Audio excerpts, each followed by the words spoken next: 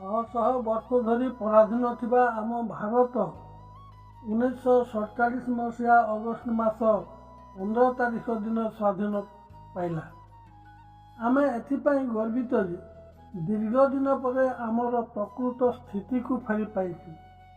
ସ୍ୱାଧୀନତା ଆମ ହୃଦୟରେ ଆନନ୍ଦର ଜୁଆର ଖେଳାଇ ଦେଇଛି।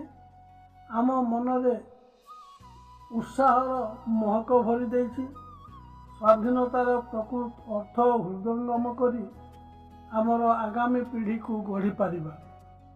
ଭାରତର କୋଣ ଅନୁକୋଣରେ ଭରି ରହିଥିବା ମନ୍ଦ ଆଚରଣର ଆବର୍ଜନାକୁ ପରିଷ୍କାର କରିପାରିବା।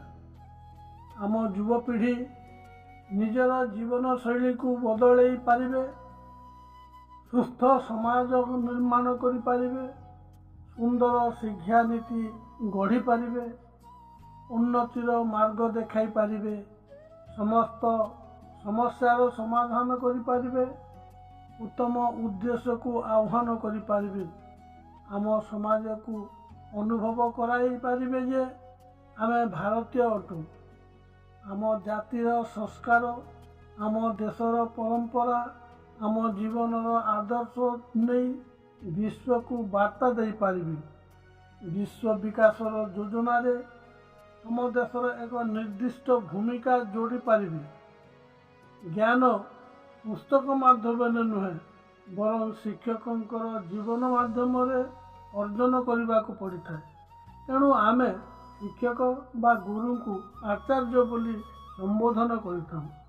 ଶିକ୍ଷକ ନିଜର ଆଚରଣ ମାଧ୍ୟମରେ ଛାତ୍ରଛାତ୍ରୀଙ୍କୁ ଗଠନ କରନ୍ତି। ବିଦ୍ୟାଳୟଗୁଡ଼ିକୁ ବିକ୍ରୟର କେନ୍ଦ୍ର କରିବା ଠିକ୍ ନୁହେଁ। ଛାତ୍ରଛାତ୍ରୀମାନଙ୍କୁ ବ୍ୟବସ୍ଥିତ, ନିୟନ୍ତ୍ରିତ, ଶୃଙ୍ଖଳିତ ଓ ଉନ୍ନତ ଶିକ୍ଷାରେ ଦୀକ୍ଷିତ କରିବା ଉଚିତ। ଅର୍ଥହୀନ ଭାବରେ ବିଦେଶୀ ଭାଷା, ପୋଷାକପତ୍ର, ଖାଦ୍ୟପେୟ ବ୍ୟବହାରକୁ ଅନୁସରଣ କରିବା ଉଚିତ ନୁହେଁ। ମାତୃଭାଷାର ଉନ୍ନତି ପାଇଁ ସରକାର ଆଗ୍ରହୀ ହେବା ଉଚିତ, କାରଣ ଭାଷା ଦେଶର ଉନ୍ନତିକୁ ନିର୍ଣ୍ଣୟ କରିଥାଏ। ଯେଉଁ ଦେଶର ଭାଷା ଯେତେ ବିକଶିତ, ସେହି ଦେଶ ସେତେ ସଂସ୍କୃତ ସମୃଦ୍ଧ। ଭାରତୀୟ ସଂସ୍କୃତି ଓ ପରମ୍ପରା ଶିକ୍ଷା ଦେଇଥାଏ ଯେ ପ୍ରତିଦିନ ସୂର୍ଯ୍ୟ ଉଦୟ ହେବା ଆଗରୁ ଉଠିବା, ମା, ବାପା ଓ ବୟସ୍କମାନଙ୍କୁ ପ୍ରଣାମ କରିବା, ଅତିଥି ସେବା କରିବା, ଯଥାଶକ୍ତି ଦାନ ଦେବା, ପଡ଼ୋଶୀମାନଙ୍କୁ ସମ୍ମାନ ସହିତ ସାହାଯ୍ୟ କରିବା, ତନ ମନ ଓ ବଚନରେ ଶୁଦ୍ଧତା ଆଣିବା ଦ୍ୱାରା ଜୀବନ ସାର୍ଥକ ହୋଇଥାଏ। କାହାକୁ ଅପମାନିତ କରିବା, ଘୃଣା କରିବା କିମ୍ବା କାହାରି କ୍ଷତି କରିବା ଠିକ୍ ନୁହେଁ। ଜୀବନରୁ ଭୋଗ ବିଳାସକୁ ଛାଡ଼ି ଖର୍ଚ୍ଚକୁ କମ୍ କରିବା ଉଚିତ।